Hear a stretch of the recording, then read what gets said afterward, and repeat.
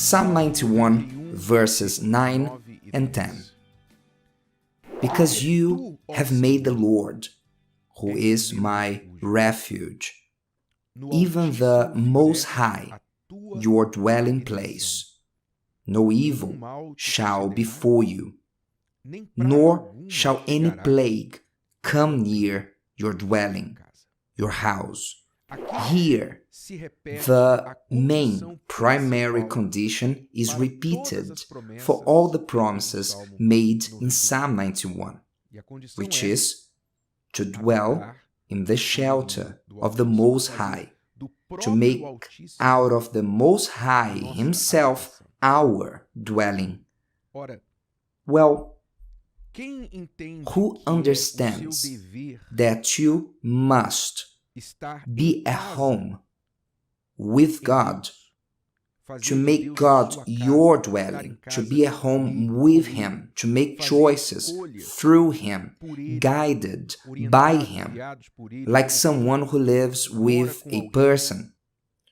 And before you bring anything into the house, to do anything, you think of that person. Am I right? If you live with your wife, parents, any person, before you're doing anything in your house, before you're bringing anything into the house, before you're going out somewhere, you think of the person who lives with you.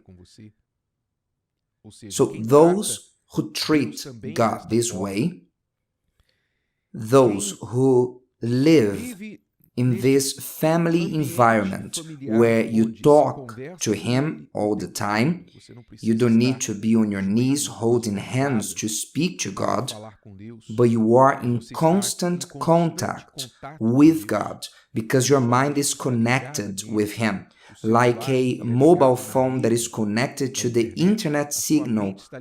Your mind is connected with God when you have pleasure in Him. Pleasure and not a burden, not feeling restricted like a son who says, I don't see the day to leave my father's house to do whatever I want and to have freedom. No, not like the son who feels trapped in the father's house, but the one who has pleasure in the father's house, pleasure to depend on him constantly. When you do this, when you make the Most High your dwelling, you also have the privilege of having God's presence as your home. His presence will be your house, and you will be welcome in the house of the Father like anyone is welcome in their own homes, in their own houses, with no disturbance and worries. When they arrive in the house, they are well received. There's a celebration when the person arrives in the house by those who live with them. When this happens, as the verse says, may the Lord, who is my refuge, even the Most High, your dwelling place, no evil shall befall you, nor shall any plague come near your dwelling. In other words, we will be protected, kept in perfect peace. Now, you need to understand that this part that says, no evil shall befall you, it does not mean that you won't experience bad things in life, that your life will only be about good things. Nice sand by the shores, sitting in the shade with cool water. No. You will go through bad things, yes, as every other human being. You will go through fights and wars. What no evil shall befall you means is even though you will go through these bad things that will happen to you, they will not harm you. You will seem to be bad at the moment, but the final result you will see. The result will be positive. In other words, what happened, which is apparently bad for you, when you remain firm in the shelter of the Most High, trusting, secure in Him, you will see that He will use that evil to do good in your life. This is very important to have this understanding that God can use even evil to do good in the life of those who love Him. Pay attention. It's not that God does evil. God uses the evil, the one that exists in this world. Do you remember the Garden of Eden? Our patriarchs, Adam and Eve, made a choice. Do you remember?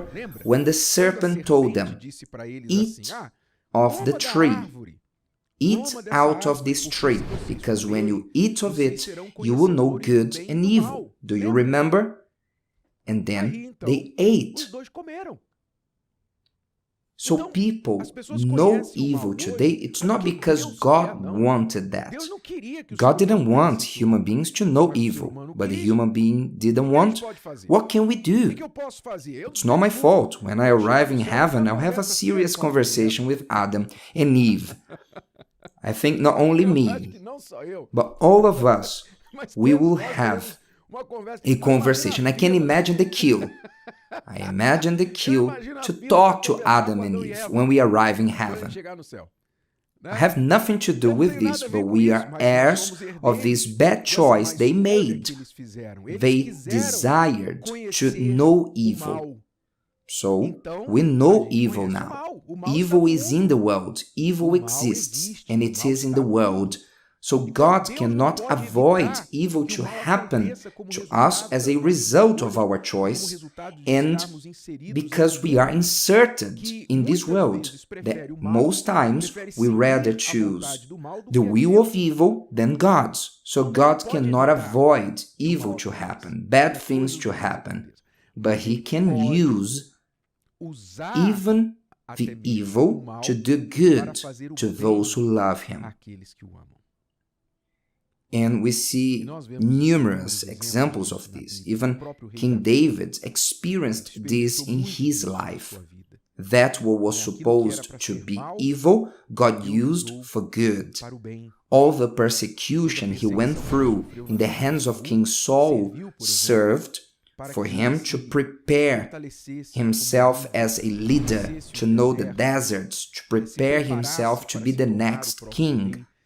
So the evil that happened to him, he used for good, just as it happened to Joseph when he was sold by his brothers in the desert to the Ishmaelites, and the Ishmaelites, they sold him to Egypt. God used that situation later to save his family, his home, from hunger. God used evil for good. It has always been like this. When the devil punished Jesus at the cross, when he humiliated Jesus at the cross, he thought, I am winning. He didn't know that he was doing a great favor for God and all of us. So God uses evil to do good to those who love Him. It is important for you to remain and prevail in your obedience to God. So even though evil has happened to you, if you persevere, in the end, the balance will be positive. I've seen this in my marriage. Those 12 years of marital problems were bad. That night, the Christiane told me, I don't want this marriage anymore. I want to divorce. Those terrible moments, I never again want to repeat them in my marriage. Today, I see that the balance was positive, was favorable, was an evil that came for good things to happen. It came to not only bless our marriage, but thousands of other marriages of people out there who are benefited by what we went through. We suffered and we passed this knowledge ahead. So God used evil for good, and He has been doing this always, since the beginning of times. So no evil shall befall you, nor any plague come near your dwelling. In other words, the families of those who live in the shelter of the Most High also enjoy this promise. The family of those who live in the shelter of the Most High has the guarantee that evil will not befall them. Again, it does not mean that they won't suffer. Many who does not want to live in the shelter of the Most High, they are unbelievers and do the opposite of what they should be doing. It does not mean that they will not suffer, and that we will not suffer by seeing them suffering. You have parents, siblings who do not dwell in the shelter of the Most High with you. Then this person will suffer, and you will suffer as a consequence because you will see them suffering, who are your family members. But you will trust, you will remain in the shelter of the Most High. You won't leave the shelter of the Most High to go after those who are at the open field of the Most Low, so to speak.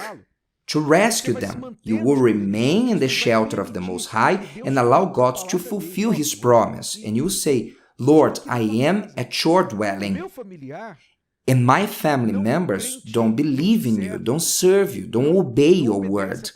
But because of me, I ask you, keep their lives safe and conduct their ways that they may know you, that one day we may be in here at your shelter serving you.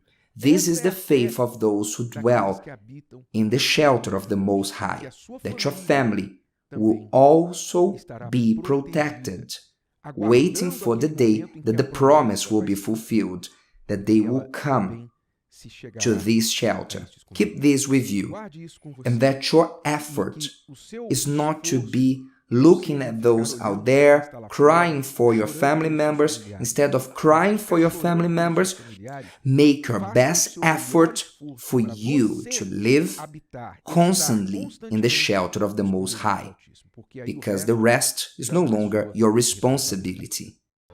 If today's video helped you and you know someone that could benefit from it, share it with them, and if you haven't subscribed to the channel, you may do so now. See you later.